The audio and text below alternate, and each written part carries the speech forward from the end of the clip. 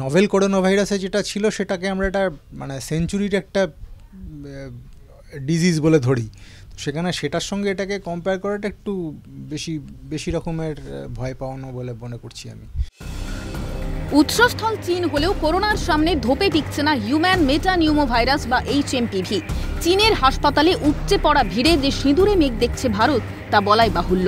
কিন্তু করোনার মতো শতাব্দীর সেরা ভাইরাস হিসেবে ধরাই যাচ্ছে না এই HMPV-কে।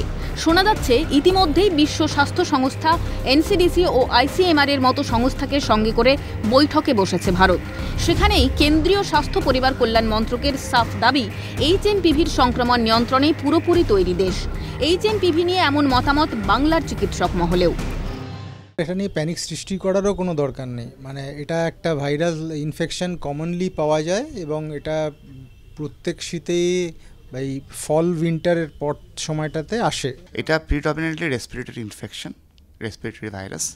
এটা মেন এফেক্ট করে লাংসকে এবং সিমটমস হচ্ছে জ্বর, সর্দি, কাশি, সঙ্গে শ্বাসকষ্ট যদি কারো হয় তাহলে বুঝতে হবে যে লাংসে এফেক্ট করছে।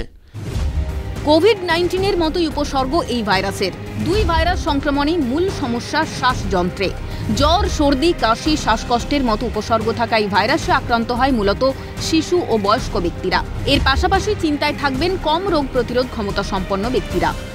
শতকরা আপনি যদি যেদিন দেখেন 100 জনের মধ্যে হয়তো 1 to 2% লোকের হয়তো হসপিটালে অ্যাডমিশন বা হসপিটালাইজেশনের দরকার হয়। সেটাও খুব ভালনারেবল পপুলেশনের ক্ষেত্রে, মানে বিশেষ করে চিলড্রেন আর মোর এফেক্টেড, এবং যারা ধরুন কোনো কেমোথেরাপি বা ইমিউনোসাপ্রেসিভ ড্রাগের মধ্যে আছে তাদের এই অসুখটার থেকে কোনো অ্যাডভার্স কনসিকুয়েন্সেস হতে পারে। তবে কথায় আছে সাবধানের মার নেই, আর এক্ষেত্রেও তাই সামান্য কিছু পদক্ষেপেই মিলতে পারে রোগ থেকে নিস্তার।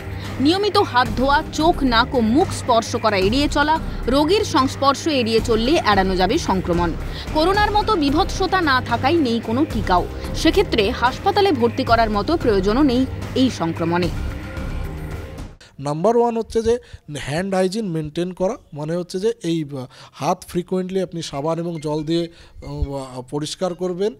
এছাড়া হচ্ছে যে সমস্ত সারফেসগুলোতে অনেক মানুষের টাচ হতে পারে সেই সমস্ত সারফেসগুলো ডিসইনফেক্ট করতে হবে, এবং যারা ইনফেক্টেড ইন্ডিভিজুয়াল, মানে যে সমস্ত মানুষের এই রোগ সংক্রমিত হয়েছে তাদের থেকে সোশ্যাল ডিস্টেন্স মেনটেন করা বা তাদেরকে আইসোলেটেড রাখা, তাহলে এই স্প্রেডটা অনেকটাই কমে যাবে।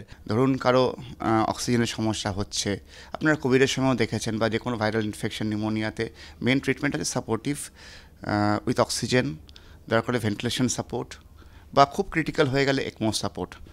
ধরুন কারো অ্যাসমার জন্য যে নেবুলাইজার বলুন, ওষুধ যা বলো, সেগুলো ট্রিটমেন্ট ভালো করে করা, সিওপিডির ট্রিটমেন্টটা ভালো করে করা এবং রেসপিরেটরি সাপোর্ট দেওয়া পেশেন্টকে, এটাই বলবো আমি।